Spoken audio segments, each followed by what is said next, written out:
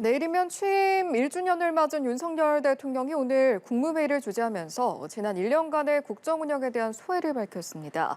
특히 외교안보 분야에서의 주요 활동을 돌아보고 국무위원들의 후속 조치를 독려했는데 윤 정부 1년에 대한 여야 평가는 또 첨예하게 엇갈렸습니다. 한편 민주당에서는 전당대회 돈봉투역에 이어 김남국 의원의 코인 논란으로 겨박제를 맞은 상황인데요. 주요 정치권 이슈들 짚어보겠습니다. 이종근 시사평론가, 황명선 전 더불어민주당 대변인 나오셨습니다. 두 분 어서 오십시오. 안녕하십니까? 자, 앞선 리포트로도 전해드렸습니다만 윤석열 대통령의 취임 1년이 이제 당장 내일이죠. 하루 앞으로 다가왔습니다. 일단 지난 1년을 좀 되돌아본다면 어떤 평가 내릴 수 있을까요? 네, 가치의 정상화 이렇게 말씀을 드리고 싶습니다. 우리나라는 원래 87년 체제 이후에 이 하나의 어떤 진영에 국민들이 한 10년 정도는 정권을 계속하게 만들어줬습니다. 예를 들어서 노태우 정부에서 김영삼 정부, 그다음에 진영이 바뀌어서 김대중 정부에서 노무현 정부, 또다시 진영이 바뀌어서 이명박 정부에서 박근혜 정부, 그다음에 문재인 정부로 왔습니다. 그러면 10년 주기설 뭐 이렇게 표현이 되거든요. 웬만하면 한 번 더 정권을 5년 더 줘서 성과를 있게 만들어주는 그런 10년 주기설이 적용이 됐었는데 이번에 5년 만에 깨진 겁니다. 얼마나 문재인 정부가 잘못했으면 깨졌을까에 대한 생각을 아니할 수가 없고요. 또 이것은 민주당이 선거에서 질 때마다 반성을 했었거든요. 대선에서 지고 지선에서 지고 질 때마다 우리가 부동산을 너무 잘못했습니다. 더 잘하겠습니다. 이렇게 했는데 지금 돌아보면 민주당은 지금 전혀 그때 어떤 반성이 없어졌어요. 5년 동안 얼마나 잘못했는지에 대한. 그러면 지금 1년의 어떤 성과는 무엇이냐? 5년 동안에 잘못된 것을 다시 복원하는 것. 즉, 불법이 너무 만연했는데 불법을 다시 복원을 해서 법치주의 국가로 만들었다. 이를테면 가장 이 비근한 예로 노조의 불법 사례가 너무나 지금 쌓여 있었다는 거지요. 그런데 예전 같으면 노조의 불법을 막겠다고 무엇인가 정부가 공권력을 동원했을 때 노조들이 시위를 하고 거기에 대해서 아무도 건드릴 수 없는 성역이었어요. 지금은 국민들이 다 찬성을 합니다. 얼마나 그렇게 기득권이 돼서 이 불법을 행행했는지 일제 뼈저리게 느끼거든요. 그런 점이라든지 또는 외교에서 한미일 관계 정상화, 그러니까 지난 그 5년 동안에 너무 친중 행보를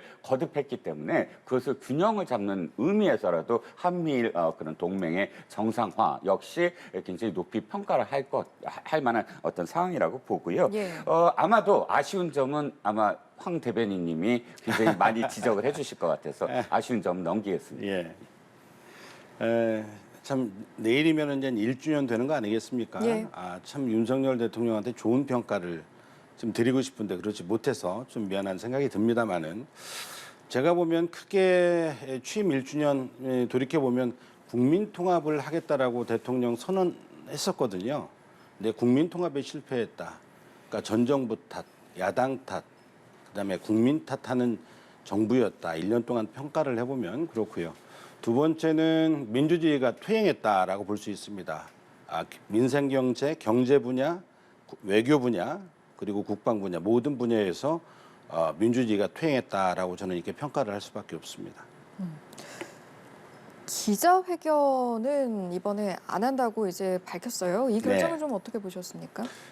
당연히 저는 해야 된다라고 봐집니다. 대통령께서 취임하면서 청와대에서 용산 대통령실로 이전하는 가장 큰 그 동기부여가 뭐였냐면 국민과의 소통을 하겠다라는 거죠. 청와대에서는 갇혀 있다. 그래서 용산으로 집무실을 이전하겠다는 건데 그래서 도 스태핑을 6개월 동안 하지 않았습니까? 하다 보면 불편한 이야기도 있고 지적도 있고 그게 국민의 소리거든요. 언론인들의 그 질의 자체가 당연히 불편해질 수밖에 없죠. 근데 6개월 이후에 문을 닫았어요. 저는 취임 1주년 됐는데 당연히 그동안의 성과와 그리고 언론인들을 통한 지적과 이런 내용들을 포함해서 국정 2년차부터 대한민국을 더 일으켜 세우고 성장시키는 그런 역할들을 해야 된다고 보는데요. 1주년 기자회견 없다는 게 굉장히 아쉽습니다. 평론가 밖에서는 해당 결정 어떻게 보셨는지? 기자들을 자주 만나야 되겠죠. 사실 지금 역대 대통령의 기자와의 접촉을 한번 따져보면 이미 1년 동안 역대 대통령이 기자들 만난 것에 한 몇 배는 만났습니다. 도어 스태핑 때문이겠죠. 사실 지난 정부의 문재인 대통령은 가장 기자회견을 안 한 대통령으로 기록이 돼 있습니다. 공식적인 기자회견 거의 없었고요. 신년 기자회견을 제외하고 기자들을 만나지 아니한 그런 대통령으로 기록이 돼 있고 또 국민들에게 하는 말은 꼭 국무회의에 또는 참모 그러니까 보좌관 회의에 모두 발언으로 대신했던 대통령으로 기록이 됐습니다. 그럼에도 불구하고 윤 대통령이 지난 그 도어 스태핑을 지금 없앤 것은 자신의 어떤 지지율에 도움이 되지 않는다라는 그 세간의 그런 비평을 사실 극복을 해야 되거든요. 이제는 그렇다면 이제 서서히 아마 최근에 그런 말씀 하셨던 것 같아요. 다시 복원을 하겠다. 그러니까 예. 어떤 이 계기를 마련하고 또 여러 가지 보완을 하겠다라고 아마 밝힌 것 같은데 그 밝히는 시점은 저는 1주년 기자회견으로 생각을 했거든요. 예. 왜냐하면 1주년이라는 건 어쨌든 자신이 1년 동안 무엇을 했다는 것을 이야기해야 되고 거기에 대해서 국민을 대신한 기자들의 비평 어린 그런 이 질문들을 받아야 되는 것 그렇기 때문에 저는 굉장히 아쉬운데 그러나 이것을 그냥 없애는 것이 아니고 또 다른 형태 예를 들어 국민들과의 소통이라든지 여러 가지 다른 형태로 아마 다른 계기로 곧 시행이 되지 않을까 기대 섞인 어떤 추정을 해봅니다. 알겠습니다. 자, 저희가 이제 두 분이 윤석열 정부 1년을 돌아보면서 어떤 소회를 가지고 계신지를 이제 말씀을 좀 들어봤는데요. 그렇다면 우리 국민들은 좀 어떻게 느끼고 있을까? 저희가 취임 1주년을 맞아서 이제 내일로 다가왔는데 연합뉴스, 연합뉴스 TV가 공동 여론조사를 한번 해봤습니다. 일단 국정 지지도를 보니까 37.5%가 나왔는데요. 화면으로도 지금 보고 계십니다. 어떤 부분이 반영이 된 결과라고 좀 판단을 하시는지요? 대변인께 먼저 여쭤보겠습니다. 네, 국정 지지도 부정평가가 60%고요. 긍정평가가 37%입니다. 그렇죠?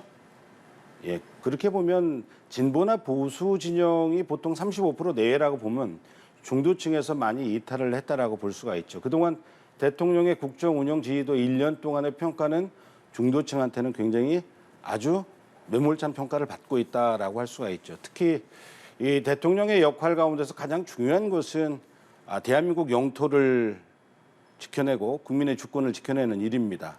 특히 외교와 관련돼서 많은 국민들에 대한 분노들이 있었죠. 포주기 외교, 굴종 외교, 이런 여러 가지 많은 지적들이 있었고 또 어제 그저께인가요?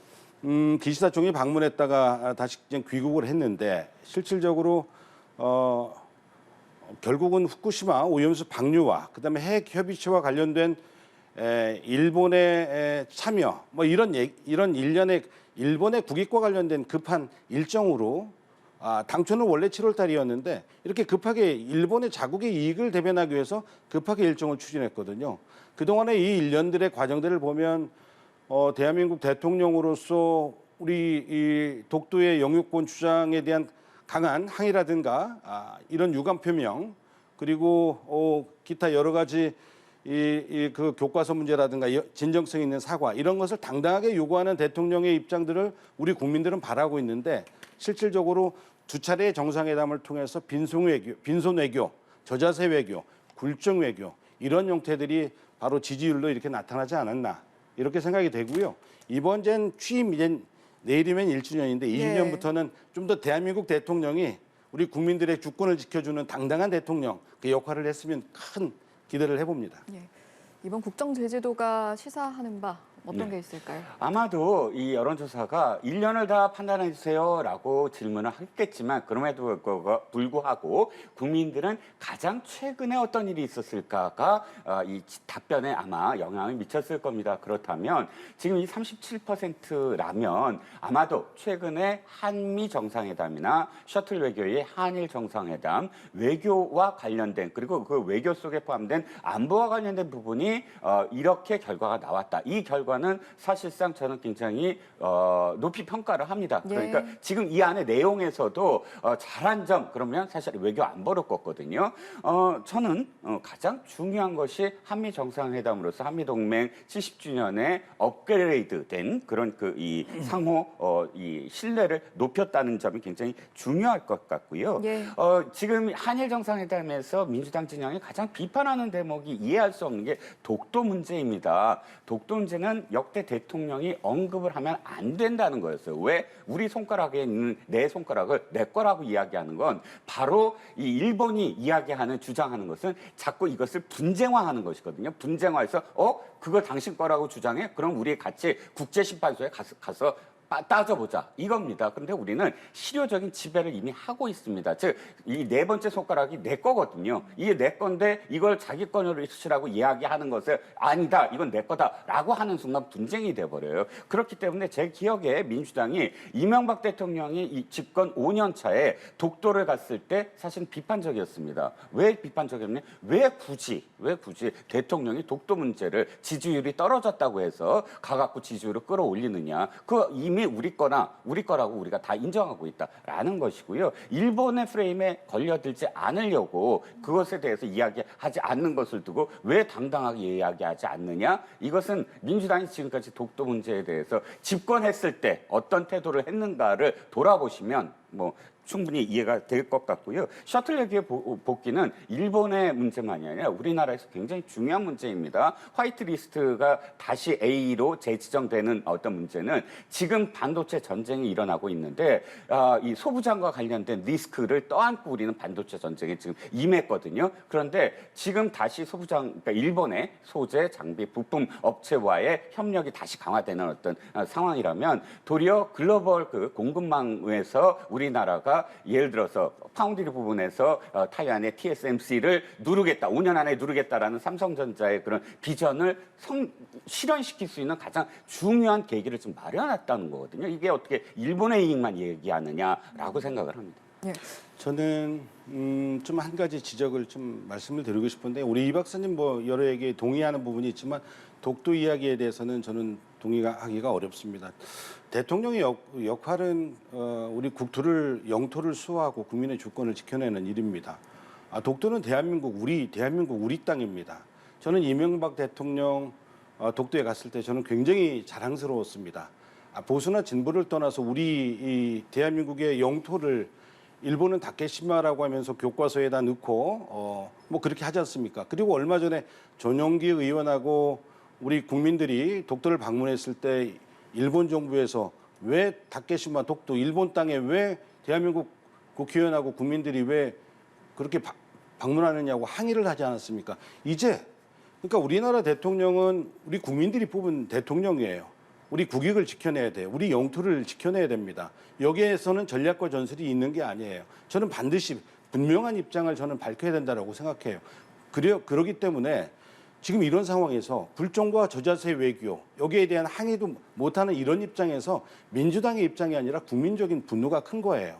독도는 우리 땅입니다. 왜 전용기관이나 대한민국 국민이 우리 대한민국 독도를 가는데 왜 일본 정부한테 항의를 받고 그분들한테 동의를 얻어서 가야 됩니까? 저는 이건 옳지 않다라고 봐집니다. 대통령이 분명한 입장으로 강하게 항의하고 유감 표명을 저는 해야 된다고 생각을 합니다. 중요한 건 독도가 우리가 대통령이 항의하지 않는다고 해서 독도를 빼앗기나요? 두 번째는 독도가 저쪽에서 교과서로 가르친다고 해서 독도가 갑자기 빼앗기나요? 그렇지 않습니다. 중요한 건 독도는 우리가 실효적 지배를 하고 있다는 거예요. 일본은 왜 자꾸 독도를 일으키느냐? 아까도 말씀드렸지만 분쟁 지역으로 이것을 세계에 알리기 위해서입니다. 저는 항의하는 거 충분히 가능합니다.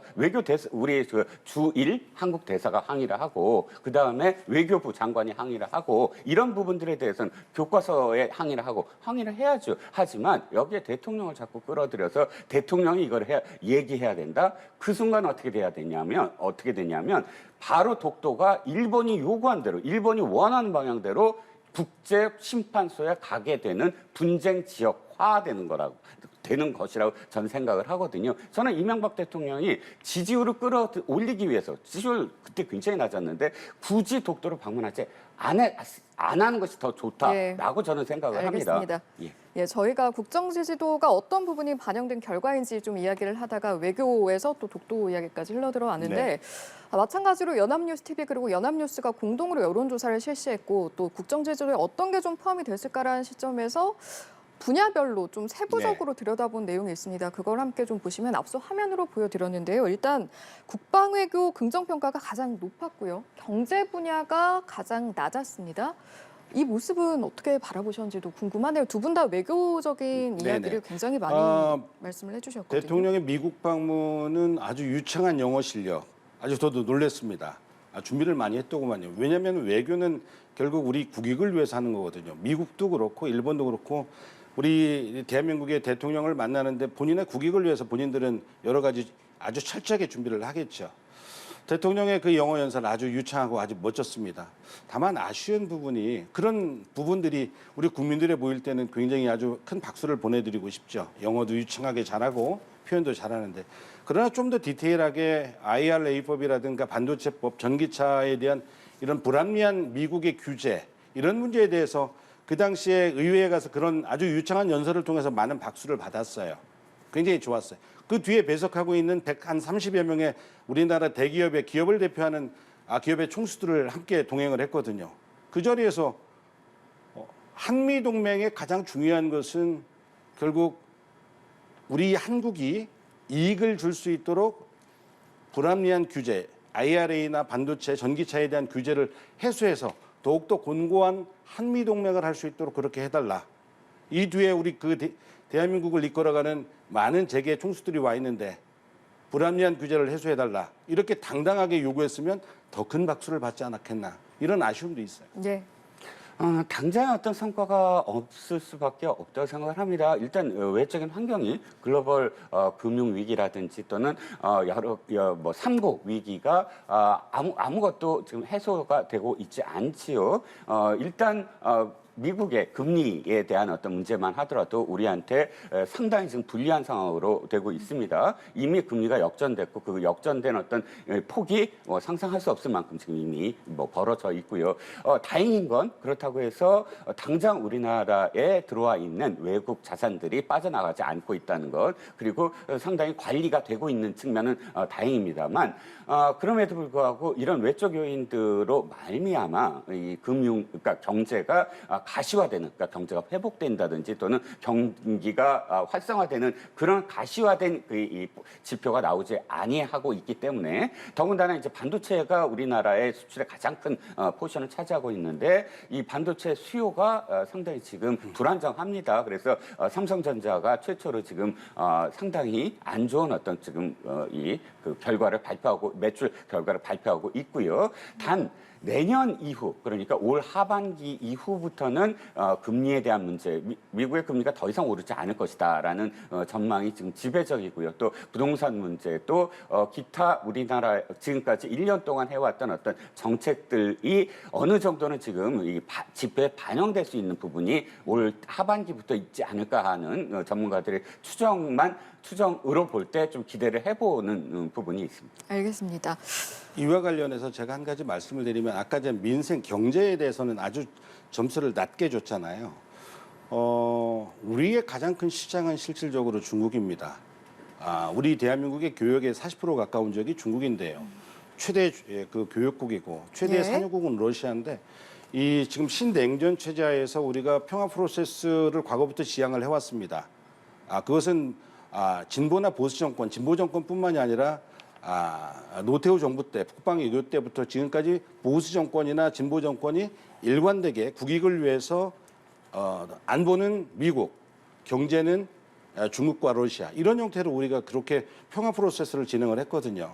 근데 지금 신냉전 체제에서 지금 안보를 굉장히 중시하면서 지금 이 한미일과 그다음에 북중로가 이렇게 균열이 되는 갈라치기 되는 이런 형국에 대한 우려들이 굉장히 큽니다. 여기에 대해서 우리 대한민국의 기업들이 굉장히 큰 피해를 입을 수 있거든요. 결국 우리 대한민국의 지금 이 피해로 지금 나타나고 있는 것이죠. 러시아 같은 경우는 지금 현대차 1조 원 하는 현대차가 지금 지금 철수하는 그런 입장이고 중국의 수출 교역국 우리가 1위, 2위를 다퉜습니다. 대만하고 우리 한국이 1위, 2위 했고요. 예. 그런데 지금은 이제 5위로 지금 밀려나 있는 상황이에요. 그 상황에서 미국에서 중국을 제재한다 하더라도 지금 미국은 지금 2위나 3위로 지금 들어와 있는 거 아니겠습니까? 그래서 우리의 균형 외교, 실용 외교, 국익을 위한 관점에서 외교가 좀 더 디테일하게 우리가 살펴야 된다. 이런 제안을 드립니다. 알겠습니다. 취임 1년에 대한 여야 각자의 평가도 좀 갈리는 상황에서 내일 당일이죠. 1주년에는 또 어떤 입장들이 나올지 함께 지켜보도록 하겠습니다. 각 당의 상황도 좀 저희가 살펴봐야 할 텐데 뭐 지금 상황이 뭐 여당도 그렇고 야당도 그렇고 만만치가 않습니다. 일단 국민의힘부터 좀 살펴보면 태영호 최고위원, 김재원 최고위원 어제 징계가 좀 결정이 될 줄 알았는데 이틀 미뤄져서 내일 좀 결정이 될 것 같더라고요. 왜 이렇게 미뤄진 걸까요? 일단 윤리위원회에서는 소명이 부족해서 한 이틀 정도의 어떤 소명 기회를 더 해야 된다. 그리고 또 자료 받은 것들을 검토를 해야 된다. 그래서 이틀 동안 검토한 다음에 10일에 최종적으로 징계를 발표를 하겠다라는 입장인 것 같습니다. 그 입장을 이해 못하는 것은 아니나 그럼에도 불구하고 이 징계라는 부분은 끌수록 그러니까 그것이 연기된다든지 그 연기의 이유를 이해할 수 없는 부분이 있거든요. 뭐랄까요, 단안이 필요한 부분입니다. 이것은 정무적인 판단도 분명히 좀 포함되어 있고요. 지금 지지율이 국민의힘이 물론 최근 들어서 조금 높아지고 있다고 하더라도 전당대회 이후에 결과 이후에 한 달여, 한 두 달여 가까이 됐는데도 불구하고 추세선은 민주당보다 떨어지고 있었거든요. 그러면 이 이유는 뭐냐? 지도부가 안정적이지 못하다. 또 지도부의 안에 있는 최고위원들의 그런 이 발언 수위라든지 또 그것을 최종적으로 조절하고 관리해야 할 당 대표의 리더십 뭐 이런 것들이 어우러져서 실망스러운 어떤 그런 이 지지율이 계속 나오고 있지 않았습니까? 그러면 윤리위의 징계를 하는 이유가 이런 부분들, 이런 리스크를 절단을 하고 새로운 모습으로 당이 쇄신하겠다라는 것을 선언하는 것인데 이것을 또 도리어 또 연기를 하는 어떤 이유를 통해서든 연기를 하는 상황이 바로 단안을 못 내리는구나, 결정을 못 하는구나 이런 이미지로 다시 더 씌워지거든요. 그렇기 때문에 지금 김기현 대표의 리더십을 다시 한번 지금 언급할 수밖에 없습니다. 김기현 대표가 이 모든 것들에 대해서 정확하게 국민들한테 이야기를 하고 그다음에 이 상벌 관해서는 아주 철저하게 하겠다라는 것들을 실질적으로 보여야만 한다. 그래야 이 위기를 극복할 수 있다고 생각합니다. 예. 좀 더 강한 리더십의 모습을 보여줄 필요가 있다라는 말씀이셨던 것 같아요. 네, 이렇게 징계가 늦게 되는 것은 국민적인 우려가 더욱더 증폭되고 그러는 것이죠.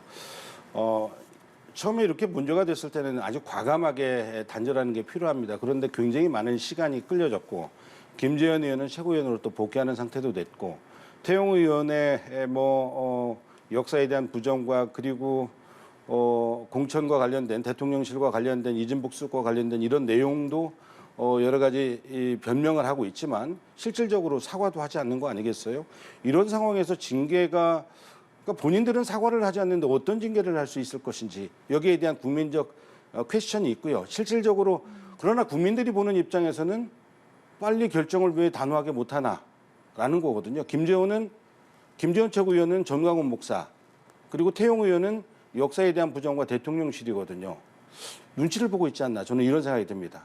길면 길수록 국민들의 의혹과 불안은 더 커질 수밖에 없다. 저는 이렇게 말씀드립니다. 네, 이제 흘러가는 상황을 보고 해석들이 여러 가지가 나오고 있는데 그냥 자료 자체를 소명하는 데 시간이 필요한 것이냐 아니면 좀 자진 사퇴의 압박을 좀 주는 것이냐 이런 해석들도 나오고 있어요. 그 자진사퇴 압박에 대한 그런 해석이 지금 굉장히 많이 나오죠. 그리고 실질적으로 질문도 많이 합니다. 이 보수 쪽 그 패널들에게. 그런데 만약에 그렇다면 사실 참 정치력이 없다. 참 이 정무적인 어떤 그런 과정이 제대로 되지 못한다라고 표현하고 싶어요.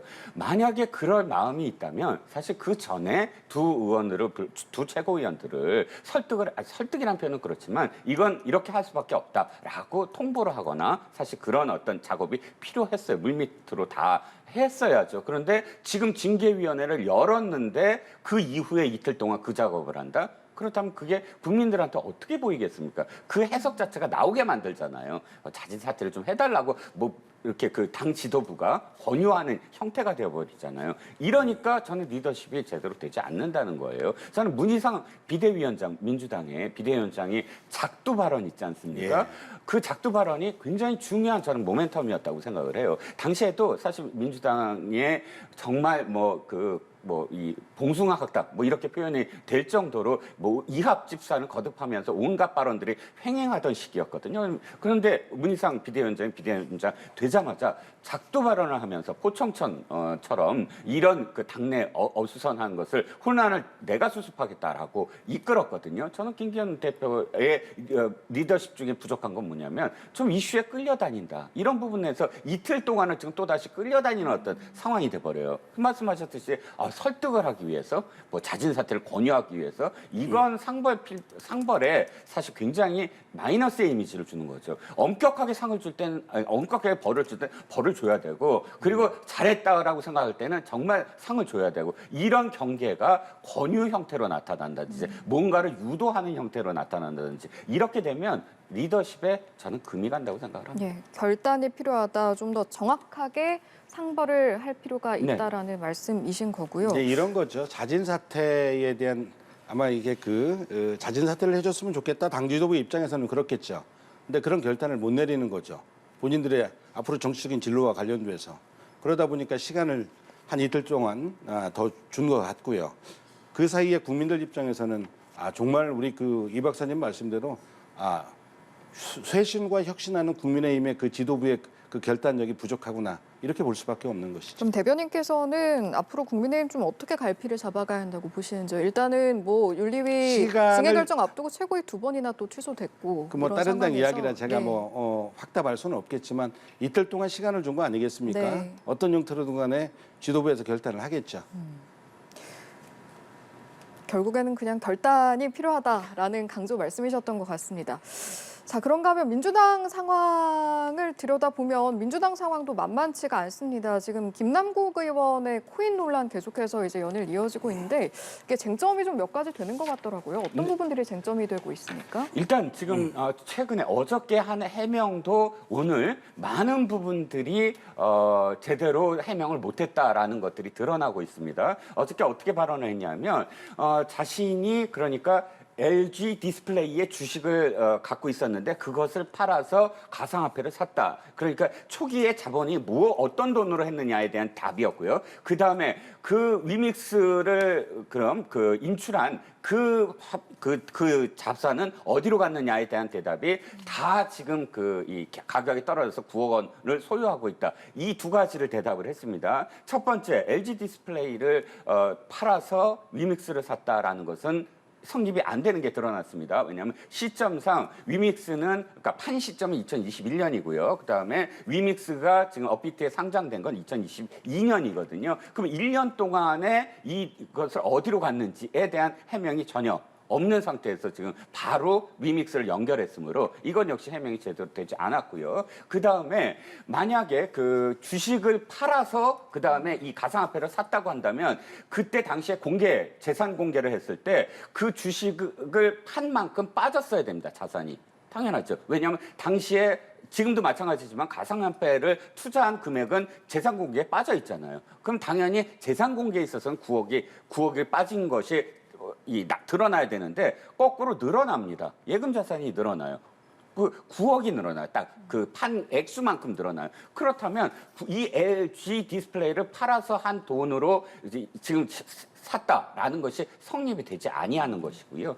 결정적으로 오늘 김어준 유튜브에 나가서 전세금을 팔아서 지금 또 이 가상자산을 샀다. 또 이렇게 해명을 합니다. 이러면 지금까지 김남국 의원이 해명한 것이 하나도 사실은 말을 바꾸지 아니한 것이 없다. 아까 조선일보가 작년 12월에 물었을 때는 나는 가상화폐를 하나도 갖고 있지 않다라고 대답을 했다고 합니다. 거기서부터 출발해서 지금까지 얼마나 말을 많이 바꿨느냐. 그러니까 무슨 말을 하든 지금 신뢰할 수 없다. 지금 마지막 순간 최근에 제가 들어오기 직전에 본 기사에 따르면 80억 원을 소유하고 있다라고 얘기했잖아요. 그렇지 않다. 100억 원이 넘는다. 지금 그 지갑 그러니까 김남국 의원이 소유했다는 가상화폐 지갑을 추적을 했습니다. 지금 신문사들이 추적을 해서 거기서 들여다봤더니 80억 원어치가 아니라 두 갈래로 지금 이 소유를 했더라. 업비트하고 핫 월렛하고 해서 지금 100억이 넘는, 120억이 넘는 그런 이 액수가 보유를 했던 것으로 지금 드러나고 있습니다. 아마도 오후 좀 더 시간이 지나면 더 많이 늘어날 가능성이 큽니다. 그러므로 김남국 의원이 지금 이 위기를 헤쳐나가려면 처음부터 해명이 다 맞을 수 있을까? 말을 바꾸지 않을 그럴 진실을 이야기해야지 계속 이렇게 말을 바꾸다가는 예. 아무것도 사실은 믿지 못하는 그런 상황이 돼버릴 겁니다. 예, 그러니까 지금 평론가께서 말씀하시는 건 김 의원의 주장이 좀 오락가락하고 있고 해명이 제대로 되고 있지 않다 이런 말씀이셨습니다. 저는 이 부분과 관련돼서 제가 이제 본인이 아니니까 예, 예. 뭐 구체적인 내용은 제가 뭐 직접 확인을 해보지는 못했는데요. 예. 주변에서 이렇게 그 확인한 내용은 결국 김남국 의원이 어제 기자회견을 통해서 여러 가지 입장을 표명을 했고 네. 오늘 뭐 김어준 우리 그 프로에 나가서 본인의 입장들을 해명을 했어요. 단지 이 현금으로 인출한 금액은 440만 원이고 본인 실명으로 거래를 했고 그리고 계좌에서 이 거래소에서 거래소로 이렇게 자기 실명으로 했기 때문에 모든 것을 다 이렇게 공개를 했더라고요. 중요한 것은 검찰 계좌 추적이 그 영장을 하면 보통 법원에서 다 나옵니다. 이 금융 같은 경우는. 그런데 김남국 의원의 이건 같은 경우는 기각을 했어요. 크게 문제가 없다라고 봐진 것이죠. 그래서 지난해 초에 이게 검찰에서 알고 있었는데 지금 이 시기에 또 이렇게 나온 거에 대해서는 개인적으로 보면 제 입장에서 보면 왜 지금 이 시기에 이렇게 이 사건이 이렇게 그 언론을 통해서 이렇게 보도되면서 이슈가 될까 이런 그런 의혹들이 좀 있습니다. 아무튼 이 김남국 의원이 스스로 검찰의 조사를 받겠다는 입장이니까 한번 지켜보시면 되겠습니다. 그럼 이건 다만 어떻게 보세요? 예, 먼저 국민적 말씀하십시오. 정세에서 보면 예. 국회의원의 의정 활동이라든가 뭐 여러 가지 성실하게 해야 될 그런 여건인데 불구하고 이 그 가상화폐에 대한 투자 뭐 이렇게 했다라는 거에 대해서는 국민적 눈높이에 봤을 때는 좀 불편합니다. 그런 부분에 대해서는 앞으로 여야 모든 국회의원들도 이 가상화폐라든가 이런 투자하는 데 있어서는 뭔가 법과 제도적으로 좀 틀을 좀 보완해서 만들 필요가 있겠다. 이 기회에 예. 가상화폐에 대해서 투자하는 사람들 전체적으로 한번 다 할 수 있도록 하는 것도 또 필요하겠다. 그러니까 정치인들은 국민들의 눈높이에 맞춰서 정치를 해야 된다라고 저는 말씀을 드립니다. 예, 알겠습니다. 그럼 좀 이건 어떻게 보시는지 궁금한데 오늘 아침에 이제 야당 내에서 이용호 의원도 한 라디오에 출연해서 언급을 한 걸 보면 네. 법적인 걸 좀 떠나서 김남국 의원 이번에 정치적인 책임은 있지 않나 이런 시선으로 여러 언급들이 나왔거든요. 예, 제가 이 말씀드린 부분에 대로 있어서는 동의를 하십니까? 그럼요. 일정 정도 동의를 합니다. 왜냐하면 국회의원의 자세, 특히 이제 선출직 대통령부터 공직자는 국민들의 눈높이를 보고 일을 해야 되는 거거든요. 지금 현재 정서상 우리 가상화폐에 대해서 국회의원들 선출직들이 그렇게 투기 이런 쪽에 이렇게 몰입해서 한다라는 거에 대한 국민적 동의는 쉽지 않습니다. 그런 부분에 대한 제도적 보완은 저는 필요하고요. 정치인들의 또 겸손한 자세는 저는 반드시 지적하고 싶습니다. 예. 14일에 민주당에서 쇄신회총을 2차로 좀 열 것으로 보이던데 이때 뭐 돈봉투 의혹 관련해서도 그렇지만 김남국 의원 코인 관련해서도 좀 의제로 올라올까요? 충분히 올라올 수 있죠. 뭐 우리 민주당의 의총은 의원 개개인 한 분 한 분 다 이렇게 의견들을 다 소중하게 제한 없이 토론하기 때문에 충분히 예. 논의가 될 수 있는 그런 아니라고 봐집니다. 예. 논의가 된다면 어느 정도 선까지 이야기가 좀 나와야 할까요? 저는 가상화폐와 관련돼서도 주식이나 부동산처럼 공개 공직자 재산 공개 분명히 포함이 돼야 된다고 생각을 하고요. 한 가지 민주당이 저는 도덕적인 지금 마비 상태다라는 생각이 좀 듭니다. 예전 같으면 굉장히 사실은 도덕적으로 우위에 섰다라고 저는 민주당을 늘 평가를 했거든요. 그런데 이런 일이 터졌을 때 아니 부동산을 가진 사람이 그러면 뭐 관련 법안을 내는 것도 이해 충돌이냐? 이런 김남국 의원을 도와주는 그런 식의 그런 발언들이 지금 나오는 것을 보면 민주당 이런 정당이 아니었거든요. 정말 이건 정치적으로 문제가 있다라고 생각을 하면 겸허하게 거기 제도적인 것을 어떻게 할 것인가부터 시작을 해서 그런 국민적인 어떤 눈높이에서 정말 설득을 하고 당의 입장이 나왔는데 지금까지 당의 공식적 입장은 한 번도 나오지 아니하고 또 그런 반면에 몇몇 의원들이 김남국 의원을 도가 지나치게 옹호하는 어떤 자세 그것 때문에 도리어 저는 민주당의 이번 일이 전화위복이 아니라 함께 끌려 들어가는 늪이 될 가능성이 있어 보이거든요. 저는 이 부분과 관련돼서 이 박사님 말씀에 이런 이야기를 드리고 싶어요. 그러니까 민주당은 도덕적으로 우위에 있다. 민주당뿐만 아니라 정치인들 모두 다 마찬가지라고 저는 생각을 합니다. 특히 예를 들면 그 이준석 의원 같은 경우는 과거에 그 언론을 통해서 공개적인 발언을 했어요. 나는 이렇게 투자를 통해서 3번의 선거를 치를 수 있는 그런 돈도 나는 벌었다라고 이야기를 했어요. 바로 이런 대목이죠. 그러니까 지금 김남국 의원이지만 이것은 민주당의 김남국 의원뿐만 아니라 여야의 모든 선출직 국회의원과 시장군수, 시도지사, 대통령을 포함해서 우리 모두가 정치인의 자세는 국민의 눈높이에 맞춰서 할 수 있도록 그렇게 법과 제도가 보완이 돼야 된다. 이런 말씀을 드립니다. 알겠습니다. 여기까지 듣고 오늘 말씀 마무리하죠. 오늘 이 시간은 이종근 시사평론가 황명선 전 민주당 대변인 두 분과 함께했습니다. 고맙습니다. 감사합니다.